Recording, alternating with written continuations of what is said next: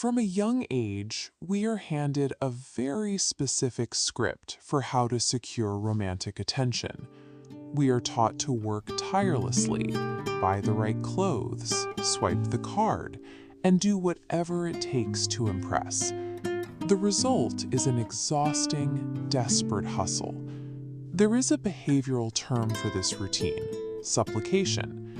It happens anytime you perform an overly nice favor, buying a round of drinks, offering excessive compliments, not out of genuine kindness, but with a hidden agenda to win affection in return. The problem is that this script requires you to use logic to negotiate an emotion. You cannot convince someone to feel chemistry just by running up a tab or listing your professional accomplishments. True attraction is an involuntary emotional response. When you try that hard to impress someone, you create a psychological vacuum. Without saying a single word, your behavior implies that you view them as having a higher social standing than you do. You are effectively communicating that your raw personality isn't enough to hold their attention. Following the standard social script doesn't make you magnetic. It broadcasts insecurity. By placing the other person on an unearned pedestal, you actively repel the exact attention you're trying to attract. Beneath the surface of every interaction, an invisible economy is constantly operating. Human beings are evolutionarily wired to scan each other for social value, subtle, immediate indicators of survival fitness, status, and emotional intelligence. This value isn't broadcast through the words you speak. It is transmitted through subcommunication. People automatically read your eye contact, your physical rhythm, and your general comfort in your own skin to determine exactly how you view yourself.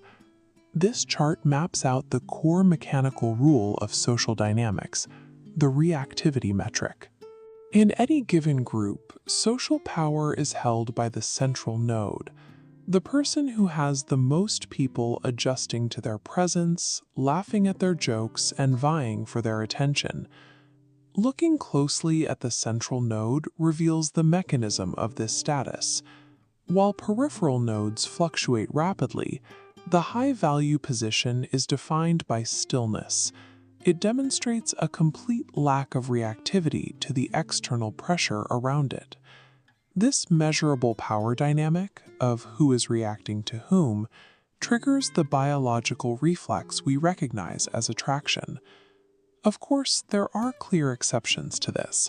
A wealthy executive, a famous musician, or a club promoter naturally triggers high reactivity from the people around them.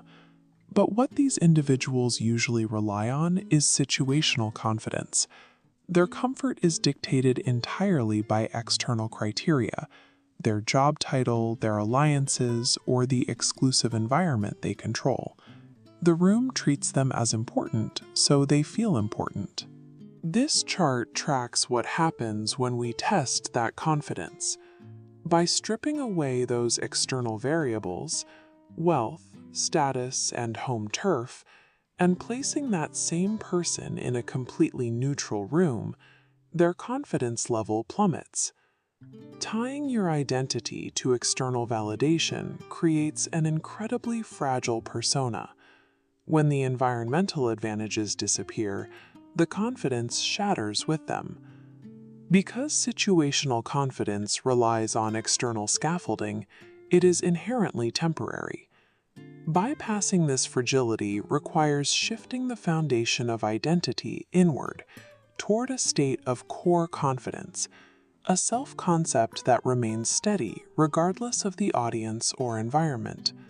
This internal certainty acts as a self-fulfilling prophecy.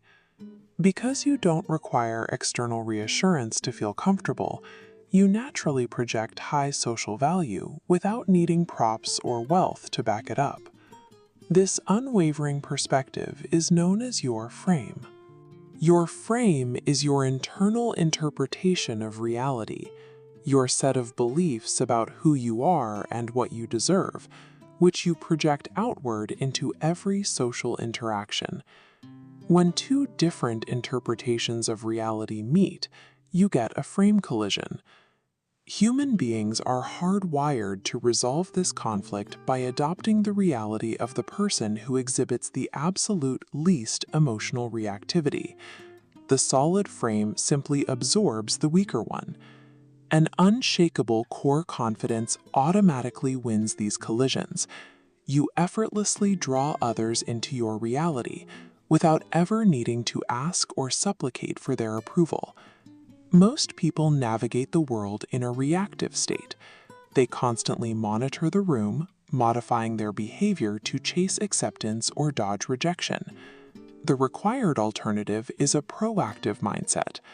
This means asserting your authentic identity into the world, entirely independent of the immediate social feedback loop. In practice, this looks like dropping the desperate hustle to impress.